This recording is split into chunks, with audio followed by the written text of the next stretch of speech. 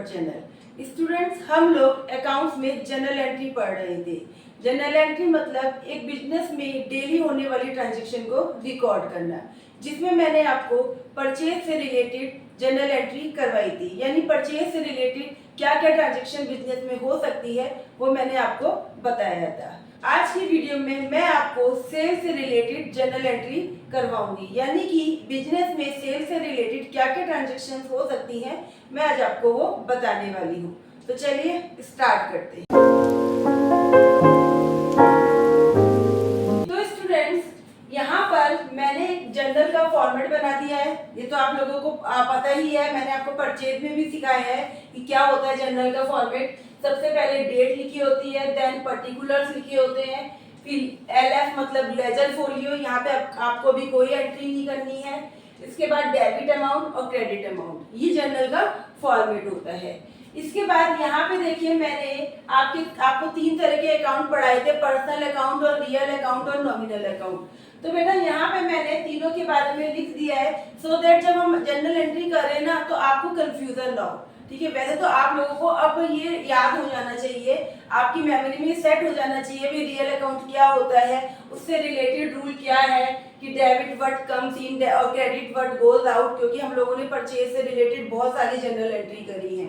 लेकिन फिर भी मैंने यहाँ पे तीनों accounts, personal account, real account और नॉमिनल अकाउंट, तीनों की रूल्स क्या है और वो किससे रिलेटेड है यहाँ पे लिख दिया है बेटा। तो आपको जनरल एंट्री करते समय कोई भी प्रॉब्लम ना हो, इसलिए मैंने ये रूल यहाँ पे लिखे हैं, लेकिन आप लोगों को ये अब तक याद कर लेनी है। अब बेटा यहाँ पे मैंने कुछ ट्रांजेक्शन लिखी है, ठीक है। अब इन ट्रांजेक्शन को हम करके देखते हैं कि इनकी जनरल एंट्री क्या होती है। सबसे पहले यहाँ पे लिखा है sold machine for cash in cash against cash ₹500। तो बेटा सबसे पहले जब हमने परचेज में जनरल एंट्री पढ़ी थी तो मैंने आपको बताया था कि रूल क्या होता है कि जब भी आप कोई चीज परचेज करते हो, है ना, परचेज करते हो, आपने परचेज का मतलब कोई असेट परचेज करी, आपने कोई बिल्डिंग खरीदी, आपने फर्नीचर खरीदा, आपने कोई कंप्यूटर खरीदा, तो ये सब क्या है, ये आपकी असेट्स है, प्रॉपर्टी है, संपत्ति है।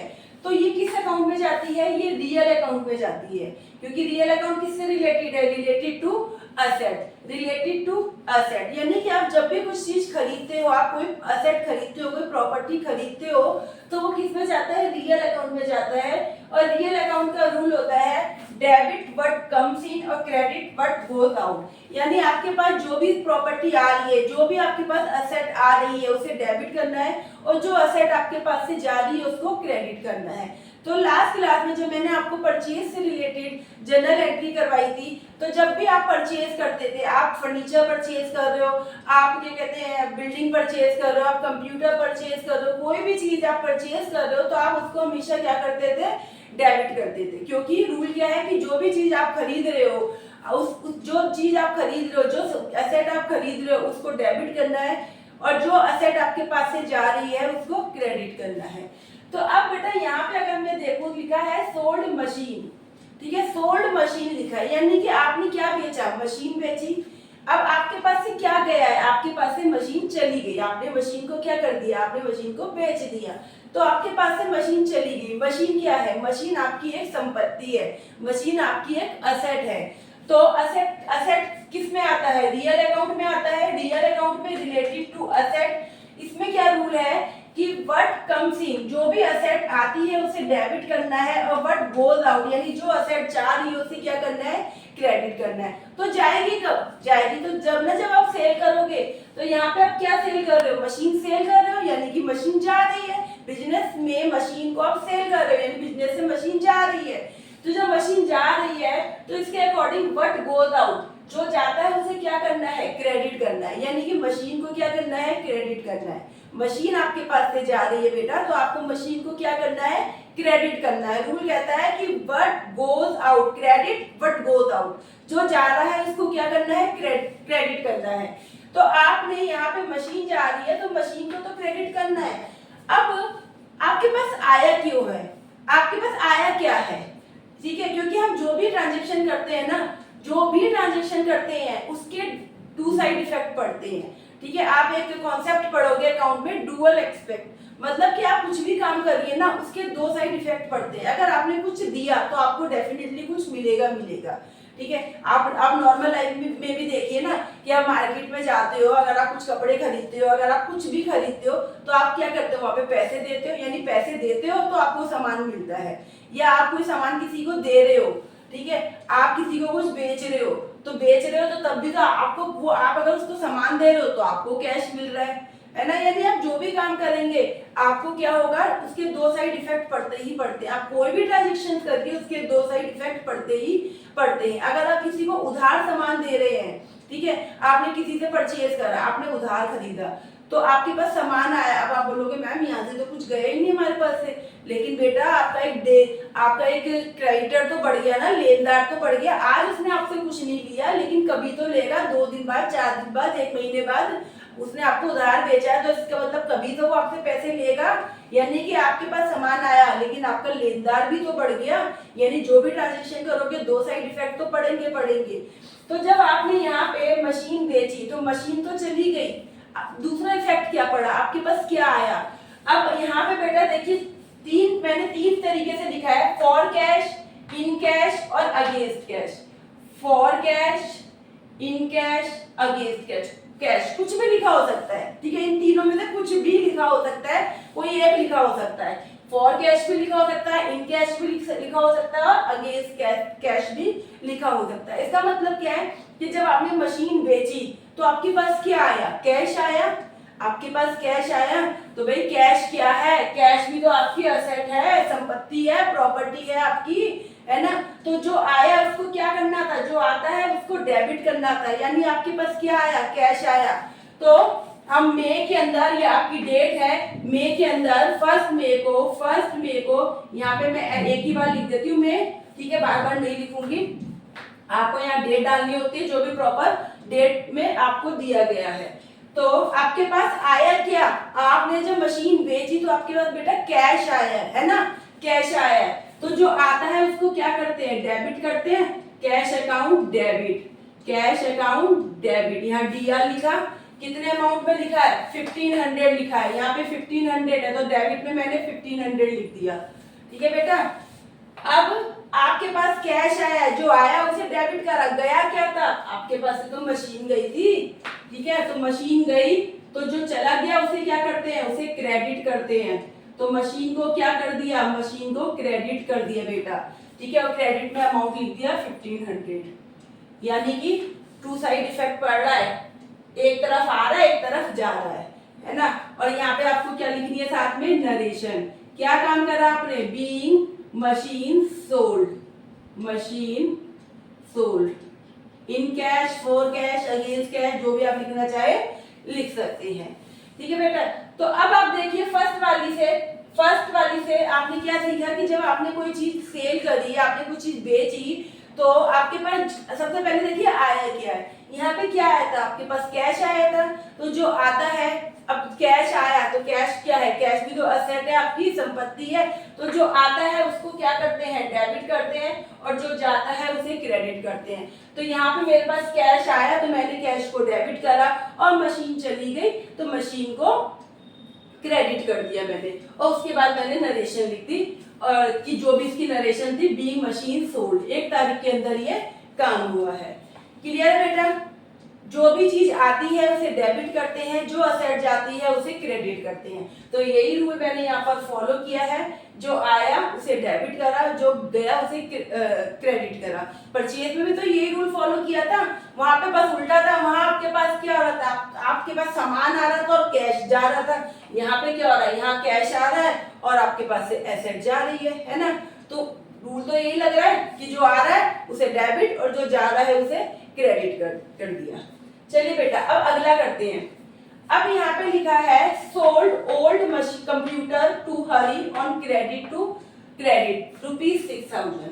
सोल्ड ओल्ड कंप्यूटर, आपने क्या बेचा, कंप्यूटर बेचा, ठीक है। अब बेटा यहाँ पे देखिए एक चीज ध्यान दीजिए, यहाँ पे ओल्ड कंप्यूटर लिखा है, यहाँ नहीं लिखा था। वैसे आप यहाँ पे जो मशीन को बेच रहे हो ना, आप नंबर 1 वाली में जब मशीन को सेल करते हो ना बेटा, तो आप यहाँ पे भी ओल्ड ही लिख सकते हो, ओल्ड मान सकते हो। क्यों, क्योंकि हम लोग सामान क्या, जब आप बिजनेस करते हैं तो बिजनेस के अंदर जिस चीज का आप काम कर रहे हो, सपोज आप टॉयज का काम कर रहे हो, ठीक है, आप टॉयज का काम कर रहे हो, आपका साइकिल का काम है, तो जो जिस चीज का आप काम कर रहे हो उस चीज को क्या बोलते हैं, उस चीज को हम बोलते हैं गुड्स। मैंने आपको जब बेसिक टर्म्स बताई थी तब मैंने आपको बताया था कि बिजनेस में जिस चीज का काम होता है उसे क्या बोलते हैं, उसे गुड्स बोलते हैं। तो भाई आप चलिए सामान आपका बिजनेस है, आप सामान तो बहुत सारे खरीद लोगे, है ना, आपको टॉयज बनाना है तो आप टॉयज के लिए मशीन खरीद लोगे, आप कंप्यूटर खरीद लोगे, ये तो समझ में आता है। लेकिन आप सेल कर रहे हो तो सेल तो बेटा आप गुड्स ही करोगे ना। जो आप साइकिल का बिजनेस है तो आप साइकिल ही तो बना के बेचोगे। अगर आप ये चीजें बेच रहे हो, सपोज मशीन बेच रहे हो, कंप्यूटर बेच रहे हो, तो ये तो आपकी गुड्स नहीं है ना। इसका मतलब क्या है भाई, आपका मेन बिजनेस तो आपका साइकिल का है, तो आप साइकिल बनाओगे, साइकिल की मैन्युफैक्चरिंग होगी और साइकिल को बेच दोगे आप लोग, है ना, तो वो तो सेल का समझ में आता है। लेकिन अब कहीं पर लिखा मशीन बेच रहे हो, कंप्यूटर, तो ये तो आपकी क्या है, ये तो आपकी गुड्स नहीं है ना। इसका मतलब आपका ये काम थोड़ी ना है, आपका मशीन बेचने का काम थोड़ी ना है, मशीन आपकी गुड्स थोड़ी ना, आपका कंप्यूटर बेचने का काम थोड़ी ना है, कंप्यूटर का काम थोड़ी ना जो आप कंप्यूटर बेच रहे हो। इसका मतलब ये आपकी असेट थी और आपने पुरानी हो गई तो उनको बेच दिया, ठीक है। तो इसलिए आप यहाँ पे इन्होंने ओल्ड कंप्यूटर लिखा है, यहाँ पे जो मशीन है इसे भी आप ओल्ड ही मान लोगे, क्योंकि ये आपकी गुड्स नहीं है, इसका आप बिजनेस नहीं कर रहे हो, ये आपने अपने यूज के लिए, बिजनेस के यूज के लिए खरीदा होगा। अब आपको लग रहा है यूज का नहीं है तो आपने उसे बेच दिया, आप उसे बेच रहे हो, ठीक है। तो यहाँ पे इसलिए ओल्ड कंप्यूटर लिखा है, आप इस मशीन को भी ओल्ड ही मानोगे क्योंकि ये आपकी गुड्स नहीं है। सपोज गुड्स आपकी साइकिल है, तो साइकिल के लिए जब आप साइकिल बेचोगे तो आप वहाँ पे क्या लिखोगे, वहाँ पे तो आप गुड्स लिखोगे ना। मैंने आपको पढ़ाया था कि जिस चीज का आप बिजनेस कर रहे हो, ठीक है, अगर आप साइकिल का बिजनेस कर रहे हो, अगर आप टॉयज का बिजनेस कर रहे हो, तो वो आपके लिए क्या बन जाती है, गुड्स बन जाती है, वो आपके लिए क्या बन जाती है, गुड्स बन जाती है। तो अब सेकंड में बेटा लिखा है सोल्ड ओल्ड कंप्यूटर टू हरी। हरी को एक कंप्यूटर बेच दिया पुराना, ठीक है, आपके पास कंप्यूटर था आपके बिजनेस में, आपको लग रहा है इसकी रिक्वायरमेंट नहीं है, मैं नया खरीदूंगा, आपने वो बेच दिया। अब आपने लिखा है कि 6000 का कंप्यूटर है, लेकिन बेचा कैसे आपने ऑन क्रेडिट बेचा है। ऑन क्रेडिट मतलब उधार बेचा है बेटा। आपने कैसे बेचा है, उधार बेचा है। अब यहाँ पे देखते हैं कि दो इफेक्ट कैसे पड़े। सबसे पहले आपने बेचा क्या, कंप्यूटर बेचा, आपने सेल करा कंप्यूटर, तो आपके पास से कंप्यूटर क्या है, कंप्यूटर असेट है, तो असेट का क्या रूल है कि जो असेट जाती है उसको क्या करते हैं भाई, जो असेट जाती है उसको क्या करते हैं, क्रेडिट करते हैं मैम, जो असेट जाती है उसे क्रेडिट करते हैं। इसका मतलब हमारे पास से क्या गया, कंप्यूटर गया, तो कंप्यूटर को क्या करना पड़ेगा, क्रेडिट करना पड़ेगा। चलिए कंप्यूटर तो क्रेडिट हो गया, आया क्या, कुछ गया है तो कुछ आएगा भी तो। यहाँ क्या कुछ कैश आया हमारे पास, यहाँ तो लिखा ही नहीं, यहाँ पे तो क्लियर वर्ड में लिखा है ऑन क्रेडिट, क्लियर वर्ड में लिखा है ऑन क्रेडिट, मतलब उधार बेचा है आपने, यानी पैसा भी नहीं आया आपके पास, पैसा आपका बाद में आएगा। आपने कुछ टाइम दिया होगा, आपने 1 महीना, 15 दिन, 20 दिन, 2 महीने कुछ टाइम दिया है, उस टाइम पर पैसा आएगा, अभी पैसा नहीं आया आपके पास। तो भाई अब पैसा अभी नहीं आया तो आप क्या करोगे, आप अपने देनदार का क्या करोगे, नाम याद रखोगे ना कि भाई इसका नाम लिख लेता हूँ कि इससे मुझे पैसा मिल रहा है। तो देनदार का नाम क्या है यहाँ पे, हरी। हरी क्या है, देनदार का नाम, यानी जिसको आपने अपना कंप्यूटर बेचा वो आपका कौन हो गया, देनदार हो गया, डेटर हो गया आपका देनदार। और डेटर का आपने क्या कर लिया, नाम याद रख लिया, है ना। यही तो रियल लाइफ में भी तो यही होता है, आप किसी को उधार सामान देते हो, ठीक है, आप कहते हो चल पैसा बाद में दे देना, तो आप उसका नाम भी तो याद रखते हो ना, भाई इससे पैसा लेना है मुझे, है ना। तो आपने क्या रखा, उसका नाम क्या है, हरी। अब हरी जो है, हरी एक नाम है, नाम का मतलब ये किससे रिलेटेड है, पर्सनल अकाउंट से रिलेटेड है, ठीक है, पर्सनल अकाउंट से रिलेटेड है। अब पर्सनल अकाउंट में क्या रूल है कि रिसीवर को क्या करना है, डेबिट, और गिवर को क्या करना है, क्रेडिट।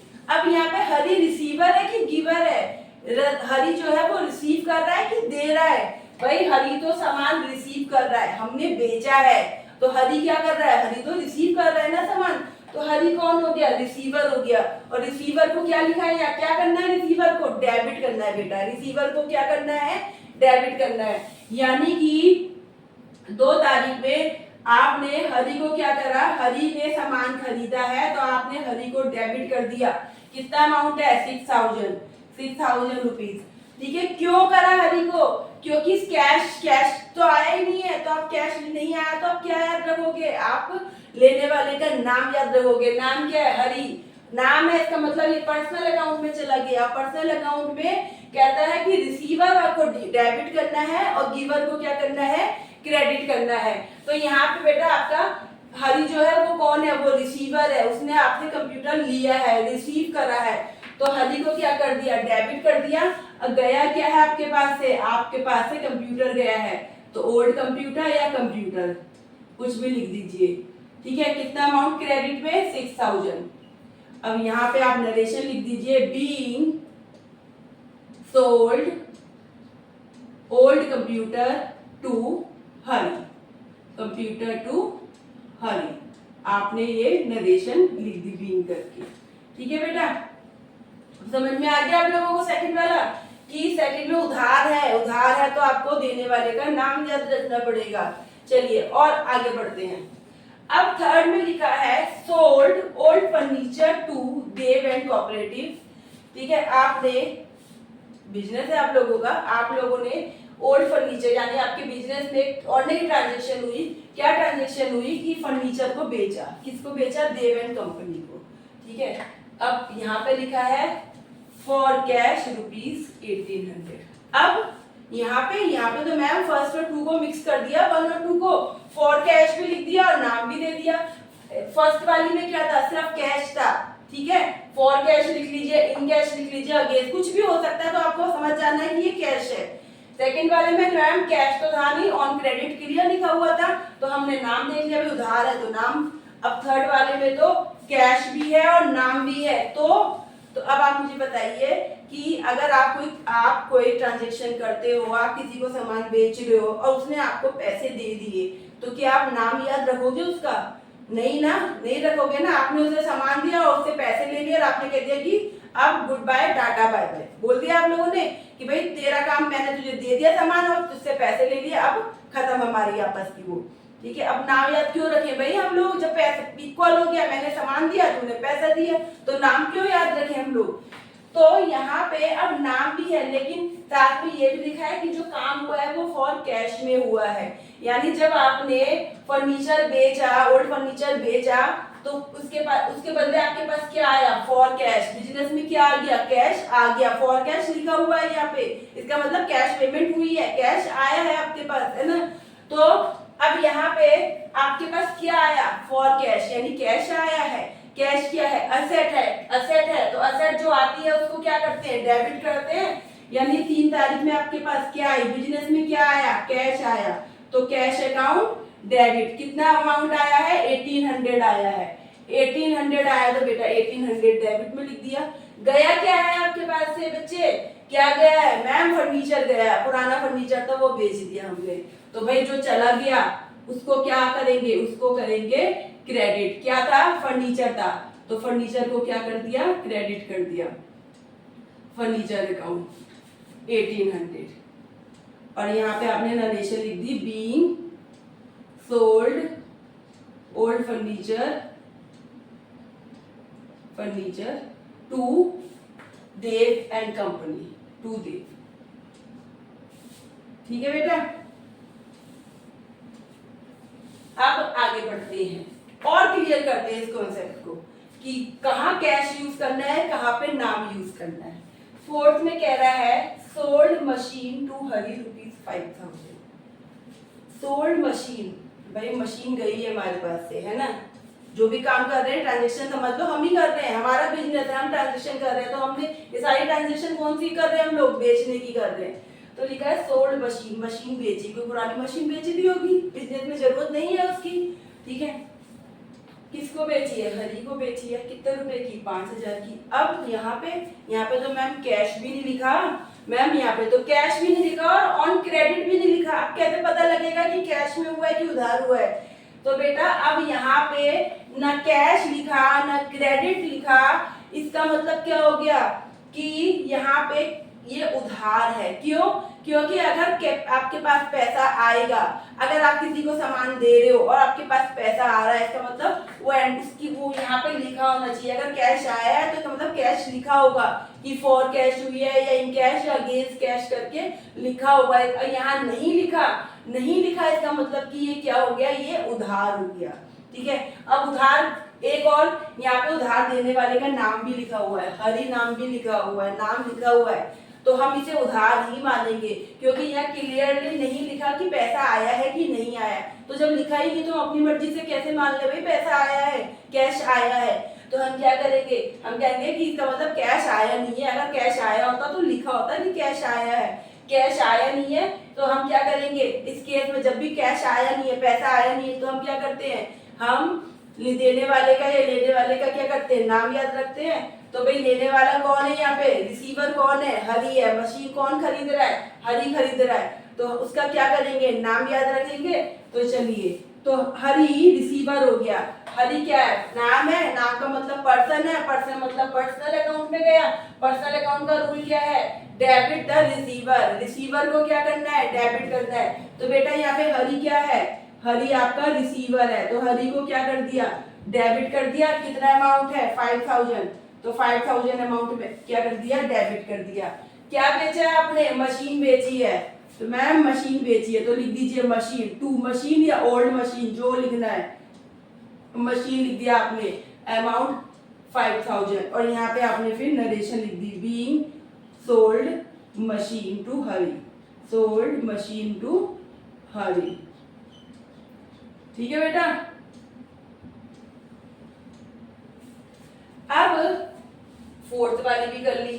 अब आपको ये भी यहाँ तक ही समझ में आ गया कि अच्छा कैश लिखा है तो तभी कैश मानेंगे, कैश नहीं लिखा तो क्या देखना पड़ेगा, नाम देखना पड़ेगा। जैसे कि यहाँ पे नाम लिखा हुआ था, यहाँ पे कैश और नाम दोनों है तो कैश ही लेंगे, यहाँ पर कैश नहीं है नाम है तो नाम लेंगे। चलिए एक और करते हैं और फिर इसको और ज्यादा क्लियर करेंगे कॉन्सेप्ट को।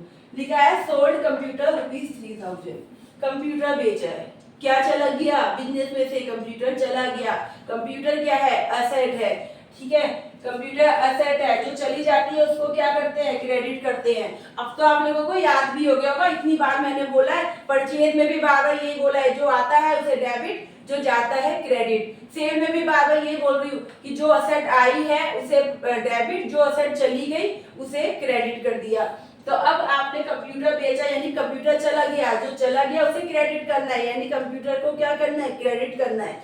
अब मैम अब क्या करेंगे मैम, यहाँ पे तो कैश भी नहीं लिखा, यहाँ पे तो नाम भी नहीं लिखा, तो अब क्या करेंगे, यहाँ पे ये तो अलग ही हो गया, ये तो ऊपर से रिलेटेड कुछ भी नहीं है मैम, अब कैसे करेंगे यहाँ पे। तो बेटा अब देखिए फोर्थ वाले में और फिफ्थ वाले में क्या डिफरेंस है। यहाँ पे जब मशीन बेची थी 5000 में तो यहाँ पे कैश नहीं लिखा था, फोर्थ वाले में कैश नहीं लिखा था। तो मैंने आपको बोला कि जब कैश नहीं लिखा तो आप कैश नहीं मानोगे अपनी मर्जी से। ठीक है, और दूसरा यहाँ पे क्या था, नाम लिखा हुआ था, मेरे पास नाम का ऑप्शन था कि नाम तो पता है तो मैंने क्या करा, नाम लिख लिया। ठीक है बेटा, लेकिन अगर मैं फिफ्थ वाले में देखूं तो मेरे पास तो नाम भी नहीं है। यहाँ पे अगर नाम होता तो मैं नाम लिख लेती, पर यहाँ तो नाम भी नहीं है। इसका मतलब अब मुझे ये क्या लेनी पड़ेगी, इसको क्या समझना पड़ेगा, ये कैश में ही हुआ है। ठीक है बच्चे, अब इसको क्या समझना पड़ेगा कि ये कैश में ही हुआ है, क्योंकि आप अपनी मर्जी से नाम किसी का नहीं लिख सकते। आप अपनी मर्जी से नहीं लिख सकते हरि को बेचा कंप्यूटर, या देव को बेचा, या किसी थर्ड वन को बेचा। आप अपनी मर्जी से नाम थोड़ी ना लिख सकते हो, है ना। तो अब आप यहाँ पे क्या मान लोगे कि ये नाम भी नहीं लिखा है, इसका मतलब यहाँ पे जो भी काम हुआ है कैश में हुआ है। ठीक है, तो अब यहाँ पे क्या होगा, क्या मानेंगे, क्या आया हमारे पास, क्या आया, कैश आया। कंप्यूटर बेचा तो क्या आया बच्चे, कैश आया। तो जो आता है, जो असेट आती है, जो असेट आती है उसको क्या करते हैं, उसको हम करते हैं डेबिट। तो कैश अकाउंट डेबिट, और क्या चला गया आपके पास से, आपके पास से कंप्यूटर चला गया, कंप्यूटर अकाउंट क्रेडिट। अमाउंट कितना था, 3000 का अमाउंट था, तो मैंने दोनों के अमाउंट यहाँ पे लिख दिए। बीइंग नरेशन करके बीइंग करके नरेशन लिख दीजिए आप लोग, बीइंग सोल्ड कंप्यूटर। ठीक है बच्चे, ये लीजिए आपने यहाँ नरेशन लिख दी। तो बेटा ये मैंने आपको अभी कहने को 5 जनरल एंट्री करवाई सेल से रिलेटेड, लेकिन आई होप आप लोगों को ये अच्छे से क्लियर हो गया होगा कि मैम कैश कहाँ पर आना है और कहाँ पे नाम आना है, ये अब हमें अच्छे से क्लियर है। कैसे कि बेटा जब भी सबसे आपके देखो आपने कोई सामान बेचा, जो असेट बेची है वो तो चली गई, उसको तो क्रेडिट करना है, ये तो कंफर्म हो गया कि मैम जो सामान जा रहा है उसे हमें क्या करना है, क्रेडिट करना है। जो सामान जा रहा है, जो असेट जा रही है उसे क्या करना है, क्रेडिट करना है। तो भाई जब भी असेट जाएगी कब, जब आप उसे सेल करोगे, जब आप उसे बेचोगे, जब भी बेचोगे तभी तो आपके पास से असेट जाएगी, है ना। तो असेट आपके पास से जा रही है, इसका मतलब उसे क्रेडिट करना है। डेबिट, अब डेबिट में आपके पास क्या दो ऑप्शन होगा यहाँ पे, या तो जब आपने कोई सामान बेचा है या तो कैश आएगा आपके पास, या फिर आपके पास क्या आएगा, कोई नाम आएगा, आपके पास क्या आएगा, नाम आएगा, है ना। ठीक है, तो अब आपने यहाँ पे क्या देखा, आपने देखा कि अगर बेटा for cash, in cash, again cash लिखा है तो आपको कैश की ही एंट्री करनी है, आपको कैश ही लिखना है। लेकिन अगर कैश नहीं लिखा तब आप क्या लिखोगे, तब आप नाम लिखोगे। पहली प्रायोरिटी कैश ही रहेगी, कैश ही लिखना है, ठीक है। अगर कैश नहीं लिखा तब आप सेकंड प्रायोरिटी आपकी क्या होगी, आप देखोगे नाम। अब नाम के अंदर ऑन क्रेडिट है तो भाई क्लियर है, ऑन क्रेडिट का मतलब तो उधार, क्लियर लिखा है कि उधार है तब तो नाम आएगा। अब यहाँ पे कैश और नाम दोनों है तो पहली प्रायोरिटी क्या बोली है मैंने आपको बोला है कि पहली प्रायोरिटी बेटा हमेशा आपकी नाम ही रहेगी। पहली प्रायोरिटी क्या रहेगी, हमेशा आपकी नाम, सॉरी पहली प्रायोरिटी क्या रहेगी, कैश ही रहेगी आपकी। तो भाई यहाँ तो कैश भी लिखा है, नाम भी लिखा है, तो फॉर कैश लिखा है ना, तो भाई पहले तो कैश को ही देंगे प्रायोरिटी, है ना। जब पैसा आ रहा है तो नाम क्यों याद रखे। और जब आप यहाँ पे कैश नहीं दे रखा, आप बोलोगे कि मैम ऑन क्रेडिट नहीं लिखा, तो बेटा यहाँ पे ऑन फॉर कैश भी तो नहीं लिखा और नाम लिखा हुआ है, तो आपको क्या करना है, आपको नाम याद रखना है। और जब कुछ भी नहीं दे रखा, ना नाम दे रखा ना कैश दे रखा, तो उसे क्या मान लोगे, कैश मान लोगे। यानी आपको क्या देखना है बेटा, सबसे पहले आपको देखना है कि कैश लिखा है कि नहीं लिखा। अगर कैश लिखा है तो प्रायोरिटी कैश ही रहेगी, अगर कैश नहीं है तो सेकंड नंबर पे आपको कहां जाना है, आपको नाम पे देखना है, नाम। ऑन क्रेडिट लिखा है तब भी क्लियर है, उधार है तो नाम, ठीक है। अब दोनों दे रखे हैं तो प्रायोरिटी क्या बोला मैंने, प्रायोरिटी कैश रहेगी। यहाँ पे कैश दे ही नहीं रखा, कैश दे ही नहीं रखा तो फिर नाम लिखना है, नाम तो दे रखा है यहाँ पे तो लिख दो नाम। अब इसमें फिफ्थ वाले में तो मैम नाम और कैश नहीं दे रखा, तो नाम नहीं दे रखा, कैश भी नहीं दे रखा, तो अब कैश ले लेते हैं, क्योंकि आप अपनी मर्जी से किसी का नाम नहीं लिख सकते। अपनी मर्जी से आप ऐसे नहीं लिख सकते कि मैंने उसको हरि को दे दिया, मोहन को दे दिया या गोपाल को दे दिया, आप किसी का नाम नहीं लिख सकते। तो आप उसे क्या कह दोगे, आप उसे कैश मान लोगे, ठीक है बेटा। तो आप सबसे पहले कैश देखिए कि कैश आया है कि नहीं आया, नहीं आया तो आपको फिर क्या लिखना है, नाम लिखना है, ठीक है, नाम लिखना है। और मैंने क्या क्या इसमें ऑप्शन हो सकते हैं वो यहाँ पे लिख दिए। तो चलिए एक और अब इससे अगली करते हैं, 6 sold computer ₹2000 to Mohan by check.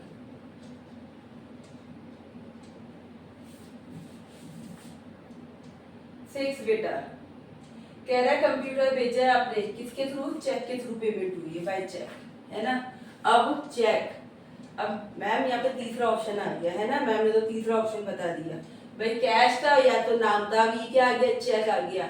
इसका मतलब क्या है कि आपने कंप्यूटर बेचा, बिजनेस में कंप्यूटर को बेचा, तो ये तो क्लियर है, कंप्यूटर गया तो कंप्यूटर को क्या करना है, क्रेडिट करना है। लेकिन आया क्या है, आया कैश है बेटा, यहाँ कैश तो नहीं लिखा, फॉर कैश तो नहीं लिखा, लेकिन यहाँ पे एक चीज लिखी है बाय चेक, यानी पेमेंट किसके थ्रू हुई है, चेक के थ्रू हुई है ना। इसका मतलब चेक के थ्रू हुई है पेमेंट, यानी चेक के थ्रू आपके कहाँ गई होगी, चेक मिला हो, चेक के थ्रू कहाँ पे गया होगा पैसा, वो पैसा आपके बैंक में गया होगा, है ना बेटा, बैंक में गया होगा, ठीक है। तो अभी आप यहाँ पे मान लीजिए कि आपके बैंक में गया है, तो बैंक क्या है, बैंक भी तो आपकी असेट है, तो जो आता है उसे क्या करते हैं, व्हाट कम्स इन डेबिट, ठीक है, जो आता है उसे क्या करते हैं, डेबिट, यानी बैंक में पैसा चला गया होगा, ठीक है। यानी आप यहाँ पे क्या लिखोगे, अगर मैं 6 की एंट्री करूं तो अगर मैं यहाँ पे कर देती हूँ 6 की एंट्री बेटा, तो आपके पास पैसा कहाँ पर आया, आपके बैंक में आया, बैंक बढ़ गया, बैंक में जो आपका अकाउंट था उसमें पैसा बढ़ गया, ठीक है। क्या आया आपका, what comes in bank, bank में आपका पैसा बढ़ गया, ठीक है। बैंक में पैसा बढ़ गया तो जो डेबिट क्या होगा, बैंक अकाउंट होगा, बैंक अकाउंट आपका डेबिट होगा, क्योंकि बैंक में क्या हो गया, पैसा बढ़ गया, है ना, बैंक आपका बढ़ गया। व्हाट कम्स इन, क्या आया है, बैंक में पैसा आया है, जो आया उसे डेबिट कर दिया, ठीक है। पैसा बैंक में आया है, कैश की जगह बैंक लिख दिया यहाँ पे, ठीक है। और आपके पास से क्या गया था बेटा, कंप्यूटर गया है ना, कंप्यूटर गया है, तो यहाँ पे आपने क्या लिख दिया, कंप्यूटर लिख दिया। क्लियर है बेटा, यहाँ पे बीइंग करके नरेशन में कंप्यूटर कर दीजिए कि आपने क्या बेचा, आपने कंप्यूटर बेचा, ठीक है। तो ये मैंने आपको बेसिक समझा दी है। अभी यहाँ पे इसको आगे और डिटेल में पढ़ाऊंगी कि अभी चेक आई है, चेक के थ्रू पेमेंट कब हुई है, वो सब बात की बातें है। लेकिन अभी आपको ये कॉन्सेप्ट क्लियर होना चाहिए कि जब भी चेक का नाम आएगा तो आपको क्या नाम लिखना है, बैंक लिखना है। जब भी चेक आए तो बैंक लिखना है। पैसा कहाँ गया, चेक आया है, इसका मतलब आपके बैंक में पैसा बढ़ गया, चेक आपने दिया है यानी आपके बैंक से पैसा चला गया, है ना। बिजनेस में जो अकाउंट आपने खोल रखा था बैंक में, उस चेक आया है यानी कि उस अकाउंट में पैसा बढ़ गया, कैश आ गया, ठीक है। और अगर चला गया चेक आपका चला गया, कट गया आपके पैसे, तो पैसा आपका कट गया, तो उस केस में कैश नहीं लिखना है। चेक का मतलब क्या हो गया, बैंक, चेक का मतलब क्या हो गया, बैंक, कि बैंक में आपका जो अकाउंट था उसके अंदर पैसा बढ़ा है या कम हुआ है, तो आपको क्या नाम लिखना पड़ेगा, बैंक लिखना पड़ेगा। यानी जब भी चेक की बात आएगी तो क्या लिखना पड़ेगा, बैंक। तो बेटा यहाँ पे अब आपके पास कितने ऑप्शन हो गए, 3। भाई जो सामान, जो असेट बेच रहे हो वो तो क्रेडिट होनी है कंफर्म, उसमें तो कुछ सोचना ही नहीं। अब आया क्या है ये दिमाग में रखना है। तो मैम 3 ऑप्शंस है हमारे लोगों के पास। क्या बेटा, क्या 3 ऑप्शंस है, पहला कि आपको कैश चेक करना है, दूसरा नाम चेक करना, तीसरा चेक करना है। यानी कि कैश आया पैसा या उधार लिया है या फिर बैंक में आया है पैसा, तीनों ऑप्शन चेक करने। तीनों ऑप्शन से रिलेटेड जितनी भी जनरल एंट्री हो सकती थी, क्या क्या कि अगर सिंपल फॉर कैश लिखा है या सिंपल ऑन क्रेडिट लिखा है या नाम और कैश दोनों लिखे हैं या सिर्फ नाम लिखा है, कैश कुछ लिखा ही नहीं है, या नाम और कैश में कुछ भी नहीं लिखा, तो जो भी जनरल एंट्री हो सकती थी बेटा सारी मैंने यहाँ पे आपको ये करवा दी है। तो आई होप आप लोगों को ये अच्छे से क्लियर हो गया होगा कि कब आपको नाम लिखना है, कब आपको कैश लिखना है और कब आपको बैंक लिखना है। तो चलिए और आगे करते हैं जनरल एंट्री। 6 हम कर चुके हैं, चलिए 7 नंबर की करते हैं, थोड़ा सा और चेंज करते हैं हम लोग। तो चलिए स्टूडेंट, अब 7 नंबर पे मैंने लिखा है सोल्ड गुड फॉर कैश, वो इन कैश अगेंस्ट कैश, वो तो आपको आई थिंक बिल्कुल अच्छे से क्लियर हो गया होगा। Sold good for cash ₹1500। आप लोगों ने बिजनेस में क्या बेचा, गुड्स बेची। गुड्स का मतलब अभी तो मैंने समझाया है, यानी बिजनेस, जिस चीज का बिजनेस कर रहे हो, साइकिल का बिजनेस कर रहे हो तो आपकी साइकिल क्या हो गई, गुड्स हो गई। अगर आप टॉयज का बिजनेस कर रहे हो तो टॉयज क्या हो गए, गुड्स हो गए। अगर आप चेयर का बिजनेस कर रहे हो तो चेयर क्या हो गई, बिजनेस के लिए गुड्स हो गई। यानी गुड्स क्या है, हर बिजनेस के लिए गुड्स अलग अलग है, जिस चीज का बिजनेस हो रहा है वही उस बिजनेस के लिए क्या है, गुड्स। तो आपने गुड्स बेची का मतलब क्या है कि अगर आपका साइकिल का बिजनेस है तो आप साइकिल को बेच रहे हो, ठीक है। तो आपने गुड्स बेची है। अब आपके पास क्या क्या बेचा, आपने गुड्स बेचा है।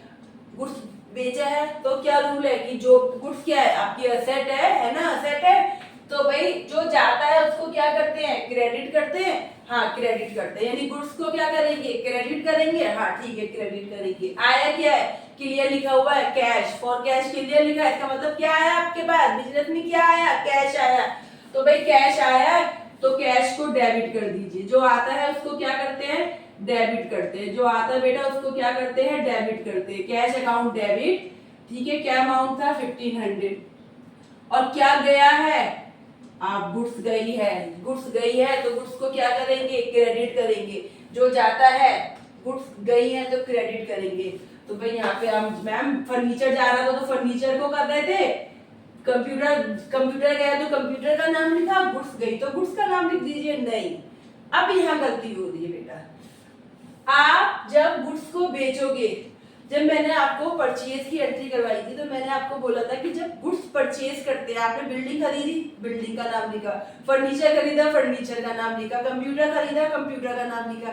लेकिन जब गुड्स खरीदी थी तो मैंने आपको क्या बोला था कि जब गुड्स खरीदते हैं तो गुड्स का अकाउंट नहीं बनता, किसका अकाउंट बनता है? Purchase account. आपने जो गुड्स खरीदी है, मतलब गुड्स का मतलब जिस चीज का बिजनेस कर रहे हो उससे रिलेटेड आपने क्या खरीदा होगा? रॉ मटेरियल खरीदा होगा, है ना। साइकिल के लिए आपने हैंडल खरीदा होगा, बहुत सारी चीजें, सीट कवर वगैरह सब खरीदी होगी। यानी कि आपने जो आप प्रोडक्ट बना रहे हो उससे रिलेटेड आपने रॉ मटेरियल खरीदा था, तो आपने परचेज में आपने किसका अकाउंट मेंटेन किया था? आपने परचेज अकाउंट मेंटेन किया था, गुड्स का अकाउंट मेंटेन नहीं किया था। ऐसे ही जब आप गुड्स बेच रहे हो तो गुड्स का अकाउंट मेंटेन नहीं करोगे बेटा, आप यहाँ मेंटेन करोगे सेल अकाउंट। कौन सा अकाउंट मेंटेन करोगे? Sale account. ठीक है, यानी कि अगर गुड्स को परचेज कर रहे हो तो परचेज अकाउंट, गुड्स को अगर सेल कर रहे हो तो सेल अकाउंट। ठीक है, आपको यानी क्लियर होना चाहिए। परचेज अकाउंट का मतलब गुड्स खरीदी गई है, सेल अकाउंट मतलब गुड्स को बेचा गया है। ठीक है, तो यहाँ पे एंट्री कर दी 1500 रुपीज और यहाँ क्या नरेशन लिख दी? Being goods sold. Being goods sold, क्या बेचा गया? गुड्स बेची गई है। ठीक है, यानी कि गुड्स बेची गई है, यानी कि जिस चीज का बिजनेस कर रहे हो वो सामान को बिजनेस में बेचा गया है। क्लियर बच्चे? अब चलिए आगे करते हैं। 8 है sold goods to Hari on credit. अब तो बिल्कुल क्लियर हो गया होगा, क्या गया है? गुड्स गई है, तो गुड्स का अकाउंट तो नहीं बनेगा, किसका बनेगा? क्या गुड्स को क्या करा है? सोल्ड करा है, तो सेल अकाउंट बनेगा। उधार खरीदा है, उधार के केस में क्या करते हैं? नाम याद रखते हैं। नाम क्या है? हरी। यानी कि हरी कौन हो गया? रिसीवर हो गया, उससे सामान बेचा है, गुड्स उसे बेची है। हरी क्या है? नाम है, नाम का मतलब पर्सन, पर्सन मतलब पर्सनल अकाउंट, पर्सनल अकाउंट का मतलब क्या हो गया? डेबिट द रिसीवर और क्रेडिट द गिवर। तो हरी कौन है? रिसीवर है कि गिवर है? हरी तो रिसीवर है, उसने तो सामान खरीदा है, रिसीवर है, तो हरी। और आपके पास यहाँ पे किसको क्रेडिट करेंगे? सेल अकाउंट को। यहाँ पे किसको क्रेडिट करेंगे? सेल अकाउंट को। कितना अमाउंट है? 6000 रुपीज। और इस तरीके से आप अब क्या लिख दोगे? आप नरेशन लिख दोगे, being goods sold to Hari. Being goods sold to Hari. ये देखिए, ठीक है बेटा। अब समझ में आ गया? तो सब ये सब तो पहले भी कर चुके हैं। कैश का तो अभी करा है हमने, कैश है, उधार है, सब तो करा है। बस क्या सीखा यहाँ पे कि गुड्स बेचते हो, आप कोई असेट बेचोगे, ठीक है, तो वो आप उसका नाम लिखोगे, है ना, अभी बताया था। और असेट भी वो पुरानी होगी आपकी, क्योंकि आप जिस चीज का बिजनेस कर रहे हो उसको तो आप क्या नाम दोगे? उसको तो आप गुड्स दोगे। जब उसे बेचोगे तो आप गुड्स लिखोगे ना। आप कोई फर्नीचर या कंप्यूटर, अगर फर्नीचर का बिजनेस कर रहे हो तो फर्नीचर क्या हो गया? गुड्स हो गया। ठीक है, लेकिन आप नॉर्मली कोई असेट बेच रहे हो, समझ लो पुरानी असेट बेच रहे हो। ठीक है, और यहाँ पे आप गुड्स बेच रहे हो, इसका मतलब क्या है कि जिस चीज का बिजनेस कर रहे हो वो सामान आप बेच रहे हो, बन चुका है आपका सामान, आपकी मैन्युफैक्चरिंग हो चुकी है, अब आप उसको क्या कर रहे हो? सेल कर रहे हो उसे। ठीक है, अब ये यानी गुड्स होगा, गुड्स सेल करोगे तो कौन सा अकाउंट बनेगा? Sale account. क्रेडिट में क्यों गया? क्योंकि गुड्स आपकी गई है। गुड्स जो जाता है, व्हाट गोज आउट, जो जाता है उसे क्या करते हैं? क्रेडिट करते हैं। तो गुड्स की जगह किसका नाम गया? सेल अकाउंट का।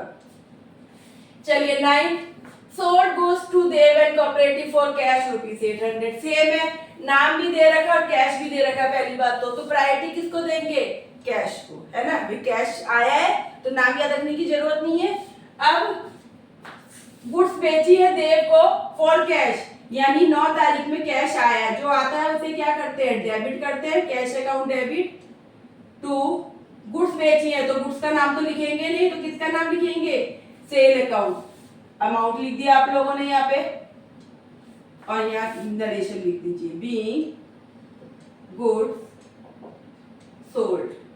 ठीक है, नाम लिखना था आपने, नाम भी लिख दीजिए, देव एंड कंपनी।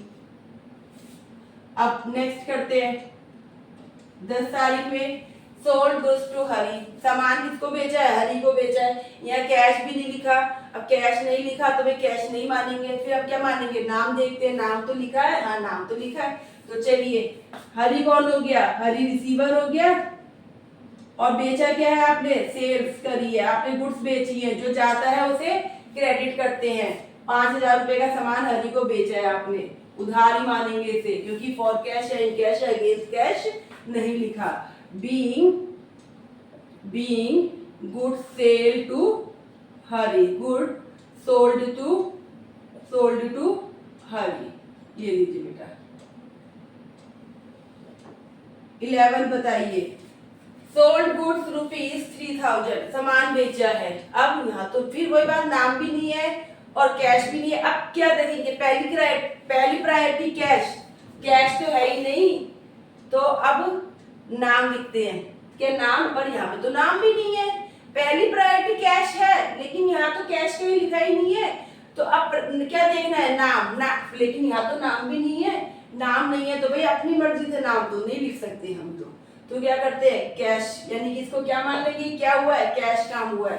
यानी गुड्स बेची है आपने 11 तारीख को, तो आपके पास क्या आया, कैश आया, तो जो आता है उसे क्या करते हैं, डेबिट। तो कैश अकाउंट डेबिट, और क्या चला गया आपके पास से, गुड्स से, तो गुड्स का अकाउंट तो नहीं बनता, किसका बनेगा, सेल अकाउंट। और यहाँ पे आपने अमाउंट लिख दिया 3000,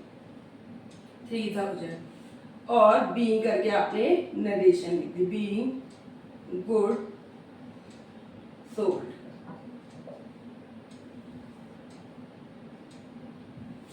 अब 12 तारीख पे आते हैं, 12 date. Sold goods ₹2000 to Mohan by cheque. आपने मोहन को चेक के थ्रू सामान बेचा है, मतलब चेक मिला है आपको, है ना। अब सामान गया, गुड्स गए, तो क्रेडिट क्या होना है, सेल्स अकाउंट होना है, इसमें तो कोई डाउट नहीं है। चेक के थ्रू पेमेंट, पैसा कहाँ आया, बैंक में आया। क्या बढ़ गया आपके पास, क्या आया, बैंक आ गया। एक तरह से बैंक में पैसा बढ़ गया मतलब बैंक बढ़ गया, ठीक है। जो आ गया उसे क्या करते हैं, उसको क्या करते हैं, डेबिट करते हैं, बैंक अकाउंट डेबिट। बैंक में पैसा बढ़ गया ना, बैंक में पैसा आ गया, तो bank account debit to sales account, 2000 ₹2000। और नरेशन लिख दीजिए, being goods sold by cheque, goods sold by cheque. Clear है बेटा। चलिए एक और करते हैं, लास्ट, बताइए जरा इसकी।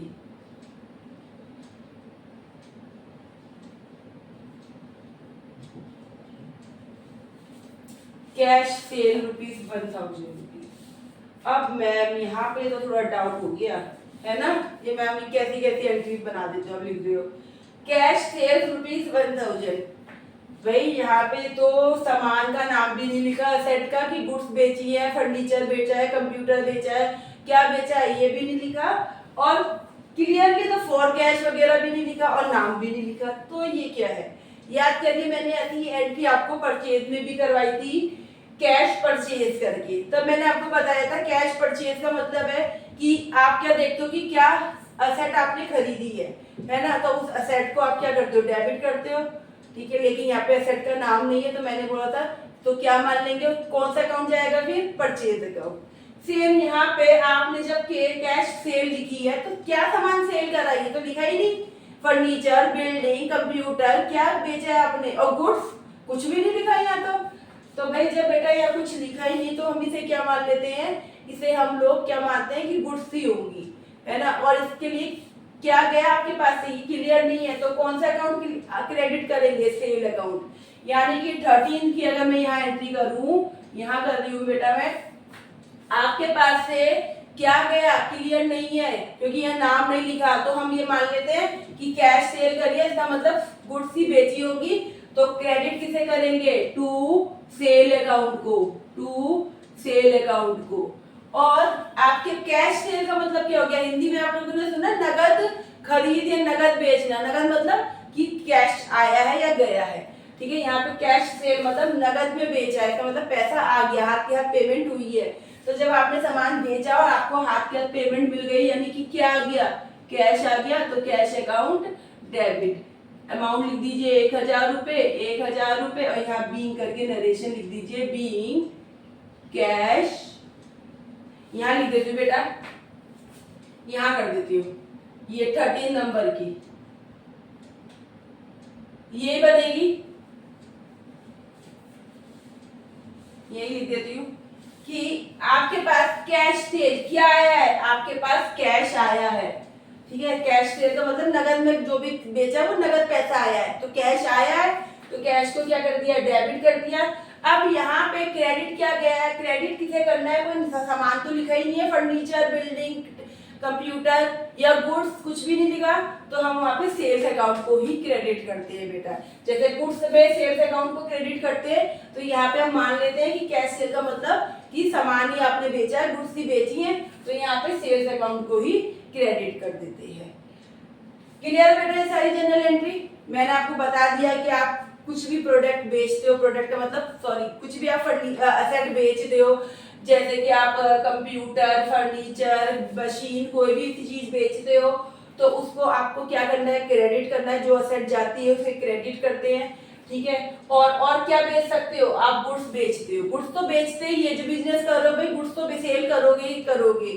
फर्नीचर, बिल्डिंग, ये सब तो क्या हो गया, ये तो ओल्ड हो गया, मतलब जिस चीज का बिजनेस कर रहे हो वो गुड्स है, बाकी सब चीज क्या हो गई वो आपने जब आई थिंक आपको जरूरत नहीं थी तो आप उसे बेच रहे हो। तो फर्नीचर, ओल्ड कंप्यूटर, वो सब हो सकता है। और क्या क्या चीज आ सकती है भाई, कैश आ सकता है, या बैंक के थ्रू पैसा, चेक के थ्रू पैसा आ रहा तो बैंक में पैसा आ गया, या फिर देने वाले का नाम। तीन चीजें आपको ध्यान में रखनी है, कैश, देने वाले का नाम और बैंक। कैश, बैंक और देने वाले का नाम, तीन चीजें आपको अपने दिमाग में रखनी है। कोई भी अगर गुड्स लिखी है तो आपको सेल अकाउंट करना है, अगर उसके अलावा कोई और चीज सेल कर रहे हो, फर्नीचर, बिल्डिंग, मतलब गुड्स को छोड़ के, तो आपको उसका नाम लिखना है यहाँ पे। और इसके अलावा कैश सेल, मैंने आपको बता दिया कैश सेल का क्या मतलब है कि भाई आप कैश सेल मतलब पैसा आपके पास कैश आ रहा है तो जो आ रहा है उसे डेबिट कर दिया, और यहाँ पे सेल अकाउंट को ही क्रेडिट करते हैं क्योंकि यहाँ पे आपकी एसेट का कोई नाम तो लिखा नहीं है कि फर्नीचर बेचा, कंप्यूटर बेचा या गुड्स बेची, तो हम यहाँ पे से क्या करते हैं, गुड्स ही होती है ना, तो इसको गुड्स के केस में किसके अकाउंट का नाम जाता है, सेल अकाउंट का, तो यहाँ पे सेल अकाउंट ही करते हैं। तो स्टूडेंट्स आज मैंने आपको सेल्स से रिलेटेड सारी बेसिक एंट्री करवा दी है। एक्चुअली में सेल्स में, परचेज में और भी एंट्री बनती है जिसमें हम लोग डिस्काउंट ऐड कर लेते हैं, कमीशन ऐड कर लेते हैं, लेकिन मैंने आज आपको सिर्फ बेसिक्स एंट्री करवाई है। ग्रेजुअली हम उन एंट्री पर भी आएंगे, लेकिन आज की वीडियो में इतना ही। आई होप आप लोगों को ये सारी जनरल एंट्री बहुत अच्छे से समझ में आ गई होंगी।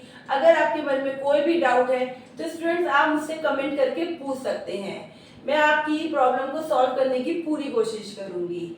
आज की वीडियो में इतना ही, लेकिन जाने से पहले हमारी वीडियो को लाइक करें, अपने फ्रेंड के साथ शेयर करें और कमेंट करके बताएं कि आपको वीडियो कैसी लगी। और हाँ, चैनल को सब्सक्राइब जरूर करें। Thank you for watching.